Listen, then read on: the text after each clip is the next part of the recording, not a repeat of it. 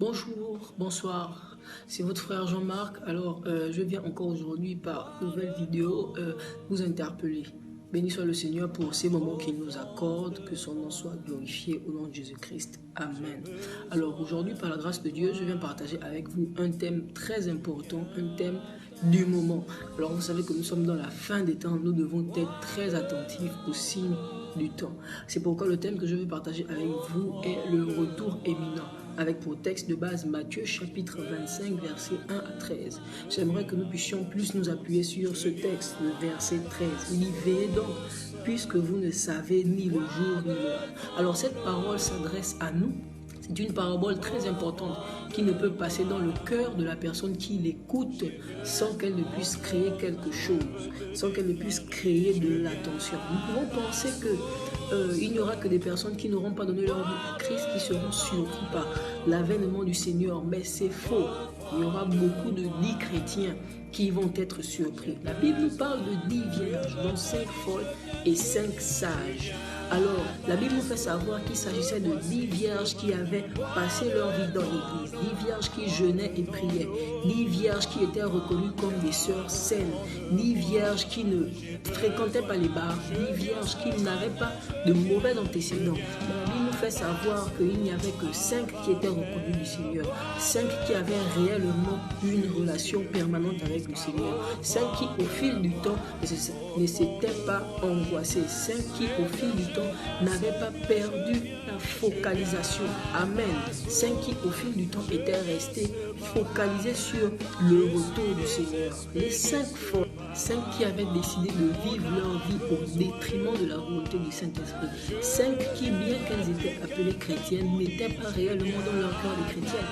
Elles vivaient la vie de la religion.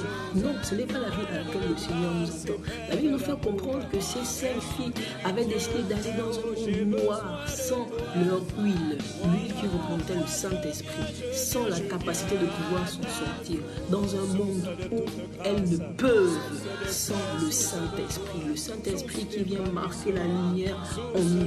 Alors la Bible nous fait clairement comprendre que là où se trouve ton cœur, là se trouve ton trésor. Selon Matthieu chapitre 6, verset 21, en réalité, le cœur de ces femmes, le cœur de ce trésor, le cœur de ces 5 personnes n'y était plus.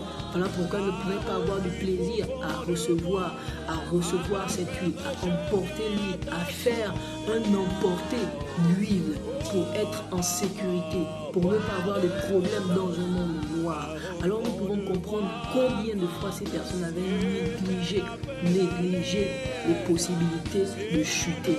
Elles furent étonnées quand cela arriva. Le but n'est pas de commencer la vie chrétienne, mais le but est de l'achever. Le but est d'achever la course avec le Seigneur. C'est pourquoi j'aimerais que tu te poses cette question. Suis-je réellement en train d'achever la course? Sinon, alors sache que tu peux y arriver. La Bible fait savoir dans le livre d'Apocalypse à celui qui vaincra. Dans Apocalypse chapitre 3 verset 21 et Apocalypse chapitre 2 verset 26, la Bible dit à celui qui vaincra. Les bénédictions de Dieu, les récompenses de Dieu ne sont réservées que pour ceux qui vaincront. Nous allons analyser quelque chose dans ce passage. Dans le verset 15, la Bible nous dit qu'elles se sont assoupies. L'assoupissement qui est un signe de repos, un signe de paisibilité. Nous pouvons remarquer que quand il arrive que des moments soient courts dans nos vies, on s'assoupit, on décide d'oublier Dieu. Mais mon frère, sache qu'au moment où tu ne t'y attendras pas, c'est là où le Maître viendra. Le signe de l'assoupissement. La Bible nous dit encore dans le verset 6, au milieu de la nuit, on cria. Au milieu de la nuit, on cria. La Bible nous fait savoir que Dieu a un signe à la voix d'un archange qui va appeler au fait les vivants au retour du Seigneur.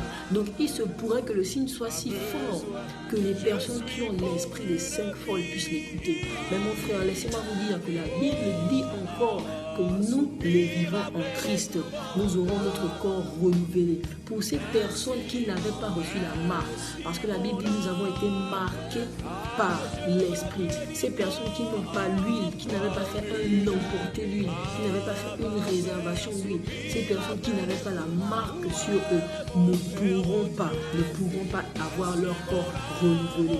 Au moment où elles voudront retourner dans l'intimité pour reprendre l'huile, au moment où elles voudront se réaménager encore d'huile, il sera trop tard. Ça ne sera de même pour plusieurs d'entre nous. J'espère que tu ne feras pas partie de ces personnes. Alors fais attention, prends conscience des temps dans lesquels nous sommes, mon frère, ma soeur. Pour éviter d'être surpris par le retour imminent, il faudrait prendre considération de deux choses. La première chose, c'est de se concentrer sur le retour du Seigneur. Le Seigneur Jésus revient bientôt et il revient prendre ceux qui sont concentrés à son retour.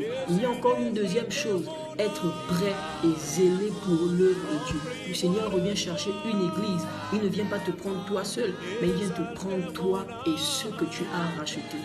La société Salut pour les âmes est la seule société que le Seigneur Dieu a laissée sur cette terre. Alors pose-toi encore cette question. Est-ce que j'œuvre pour l'œuvre de Dieu?